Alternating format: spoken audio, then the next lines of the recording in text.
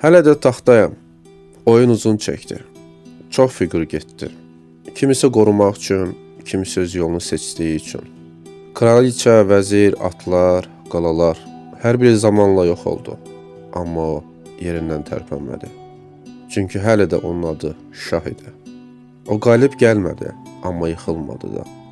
Və bəzən bu qələbədən də dəyərlidir. Həyatın ən ağır partiyası da budur.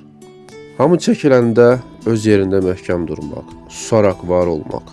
Şah bilir, heç kim sonsuza dək səninlə olmayacaq. Amma əgər sən öz mövqeyini qoruyursansa, bir gün oyun yenidən başlayacaq.